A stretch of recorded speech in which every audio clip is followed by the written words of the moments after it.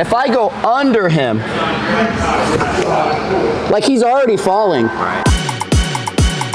Okay. Does anybody have questions? Leg is in between behind his knee, and my bottom knee is pointing at his hips, just like this. The purpose of this position is to stop him from connecting his chest to my chest. Okay, so if my knee moves out of position and he's able to slide by, I'm gonna be in a bad spot. If I don't have my hand supporting his shoulder and he's able to rotate, he's gonna be able to slide in and also go chest to chest. See how I'm following, maintaining this control? I just want you guys to feel that for a little bit, switch top to bottom, and then we'll bring it back in, okay? Let's go, 1, 2, 3. Before we get into the video, I wanna give a shout out to the sponsor of this video, Gold BJJ. Gold BJJ offers a wide array of design choices for their rash guards and gi kits. They feel extremely comfortable to roll and train in. If you're in the market for anything jiu-jitsu, make sure you check them out. I personally use their creatine, their pre-workout, their mid-workout. So they've got pretty much anything that you could want for jiu-jitsu. So if you're in the market for anything related to jiu-jitsu, make sure you check out goldbjj.com/Dom and you'll get a free gift with your purchase. Enjoy the rest of the video.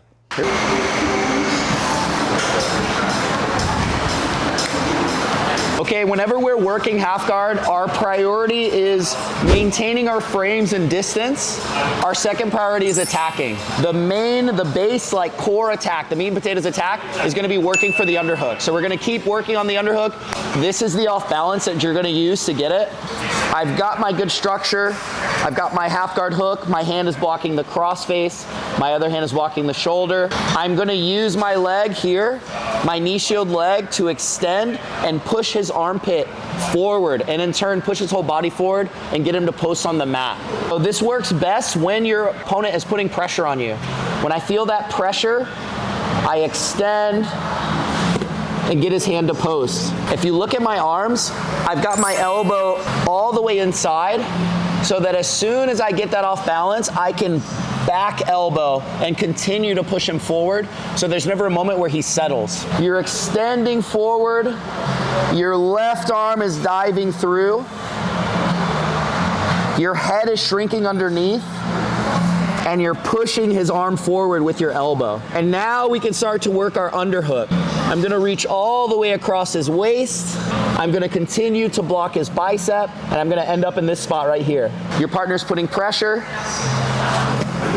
I'm actively pulling myself into my partner and keeping my ear against his head, just because if I relax my head too far away from his body, he can get space to pummel. See this? He can bring his elbow back through, or he can cross face me and grab my head here and start to drive me down. So I have to kind of hide underneath his chest here, try to grab my face, try to pummel. I'm kind of hidden under here. Okay, so as I'm bringing him over, I'm going under. Look at how my head shrinks underneath. Boom. Staying super tight, arm goes all the way across the waist. Okay, let's play around with that for a little bit. Okay, go all the way through, and then I want you to freeze at a certain moment. Go.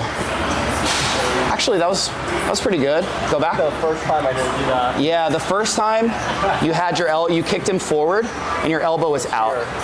So you want this elbow to always exist inside of your knee, blocking the shoulder. So when you kick him forward, see how it's, no. Yeah, actually, yeah, go ahead. Yeah, do your thing. Yeah, yeah, now hug his back. Good.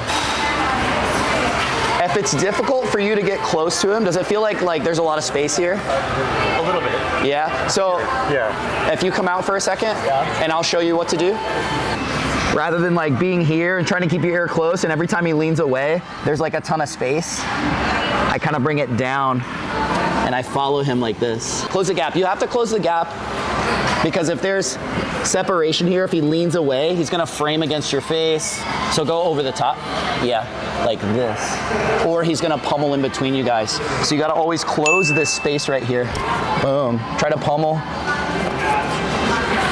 Feel like I'm always keeping this really, really close, my head really close, my body really close. Yeah. The biggest man I've ever met in my life right here. It's like two blue belts pushed into one body. You know when people like they hide in one trench coat and they're stacked on top of each other? That's Zach, basically. We're gonna do a little stress test drill. You're gonna start with your partner, and now your goal is just to maintain this underhook as long as possible. They have to stay on at least one knee, but their goal is to create separation. So look, if you take your right arm and frame across my neck, push me away, boom, separation. Or maybe I have a little bit too much space and he gets his own underhook. Swim your arm all the way around, boom. Okay, person on bottom, your goal, just keep that underhook no matter what, okay? You're gonna have about 1 minute. Every time you fail, just reset, all right? Let's go, 1, 2, 3, here we go. Yeah, get your underhook, nice.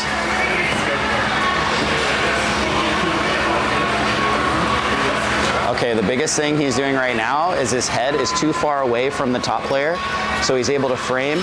He's doing a good job of standing though and like moving his body to stay close to him, so it's kind of compensating for that, but it'll be a lot easier if he keeps his ear glued to his chest, so there's no space to get that forearm against his neck.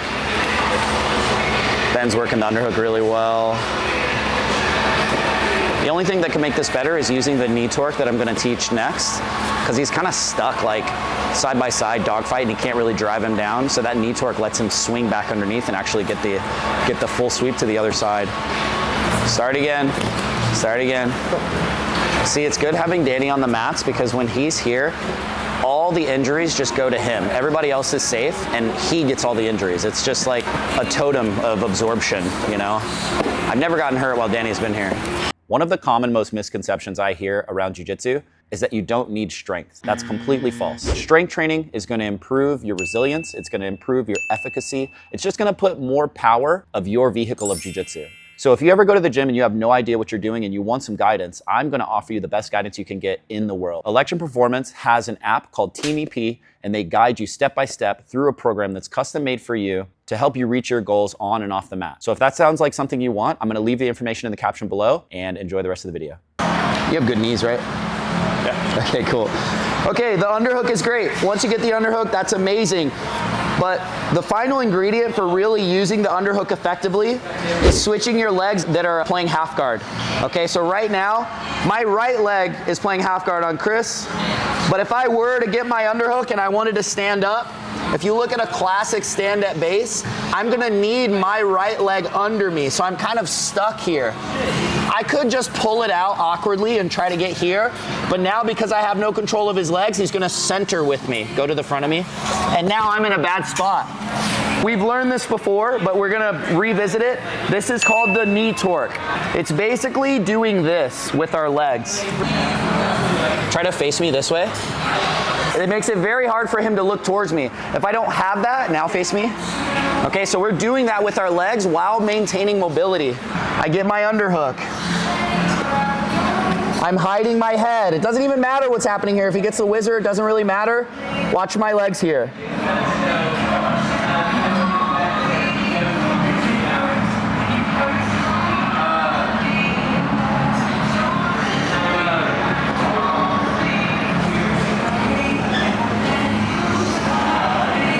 Try to turn towards me now.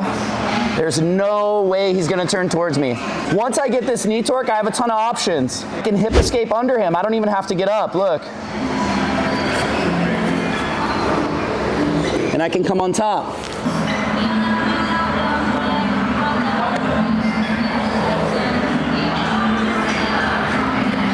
I can also get up to my knees.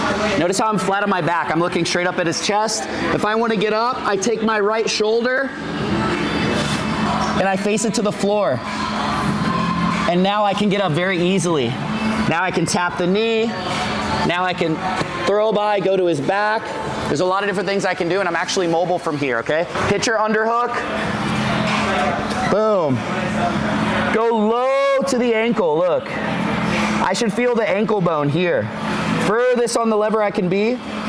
Start pulling it out and then chop it until it goes behind your knee. Look, right there. Now, if we lift up a little bit, I want to drop his knee in front of my hip so that I can hip thrust. Look at my right leg. And And now watch me hip thrust. I pull his leg back and my hips drive into his knee, look. And that's the control right there. There's the back take, there's the sweep, and then there's one more, right? Yes, but I mean, don't worry about the techniques. I want to see that the knee torque is correct. Let me see your knee torque, and then I'll show you what to do from there. Because if the knee torque isn't right, none of it's going to work. Right. Okay, you're off balance. You're off balance. Right now you're kicking this leg straight. This leg is kicking. Oh, all right. Yeah, and as you kick, this elbow's ready. Conveyor belt. Yeah. Let me see the conveyor belt. There you go. Nice. Okay, now apply the knee torque. Let me see. Go slow. No need to do it fast. Okay, pause, come back. The final part, you got this right. Now you need to straighten your right leg until your hip is in front, his knee is in front of your hip. Let his knee drop. There we go. Hold on. Apply the torque. So you're hipping in and pulling his leg back. Yes. Do you feel it, Danny? This is where you want to exist. You don't want to rush up to your feet because he's going to throw you back down. You have to know how to apply this. Otherwise, you're not going to be able to sweep him once he whizzes you and throws you down. You know? So I want you to be here and just like have Danny try to escape and just feel what it's like to put that constant pressure on the ankle and keep your hips driving in. Yeah. Focus on that. You don't want to skip past like these controls and try to like hit the moves. You want to make sure, okay, I can rely on this mechanic. This is going to make it so much more energy efficient for you if you know how to do this. Somebody's going to be trying to smash you and then they feel that you're really good at this and now suddenly jiu-jitsu is coming out. Like they can't put a ton of pressure on you. They're just stuck looking away from you. You're chilling. Yeah, that's what you want to get before you hit techniques. All right. You know what I'm saying? Yep. Yeah, for sure. How much for this shirt? Think about it. Think about it. Are you training? Training what? Jiu-jitsu. What am I doing right now? Oh, well, sometimes you just kind of, it's like you're here, you check the box. I know. I have a friend that would mug you for this shirt, dude. There's stuff drawing. It's like 2018. Really? Dang, that's pretty cool. Alistair, can I use you? Okay. The game here, the trick. First, you have to be able to apply this mechanic very quickly and maintain it. It can't just be sliding around. You can't half-ass it. You got to be able to put that knee torque on them and have it be a tool you can call on at any point, okay? So, whenever I apply this, I drop and I'm here. The two attacks that I'm doing is building up to my knees. Look at how my right elbow, my free elbow is going to my side and it's pushing me up like this. If he doesn't have the whizzer, I go to the back. Very unlikely. He's probably going to throw the whizzer in. He's probably going to try to throw me back down. You're going to feel a lot of pressure. Boom, here. Exactly. As he's throwing you down, you dive under and underhook his leg. And that is the force that you need to do this sweep. So you got to be able to reliably get that underhook, get the knee torque, and then threaten this for them to actually want to throw you down, and then you'll get a super easy sweep. He throws the whizzer in, boom. I start to build up. I'm pushing into him, I'm driving, I'm being super threatening. As he's throwing me down, you'll feel your head go down. I want to tuck under and let the back of my shoulder hit as close to his leg as possible. So I'm trying to be underneath him, look. It's almost like he's already falling by the time I land. So your goal when you go underneath isn't to land right here, it's to land here and just tip me over right away. If I just lay down here and I try to pull him over, too much of his weight is there, right? If I go under him, like he's already falling, pretty much. So dive that shoulder as far as you can, okay? Let's practice this a little bit. Let me see your knee torque here. Hold on, go all the way back, all the way back. You gotta switch your legs. See how you can't even stand up? Your leg's occupied. Go hit the knee torque, let me see. Get your underhook. Yeah. Let me see what it looks like. Do it slowly. Your outside leg, your left leg is gonna go in. Yeah. Let me just see you apply the torque as you understand it. See that open? That's the torque. Okay? So keep this. This is good. The other part of the torque is your hips driving in. So what you need to do is straighten your leg until his knee goes in front of your hips. Look, boom. Keep this where it was. Find your knee at the top. Keep your arms close. Keep your whizzer here, Chris, yeah. Just bring your hips in and pull his knee back lightly. Yes. What do you feel here? Yeah, Like describe it to him. He's making me face away from him. Now, this is the control in the position. This is the control. This is what we're working with. Now you can get up to this knee. Yep, boom. Build up your base, Chris. Yeah. There we go. Post this hand. There we go. Here we go. Yep, drive into him. Okay, now slowly go under. Yes, there we go. Drilling with precision. That's what you want to do.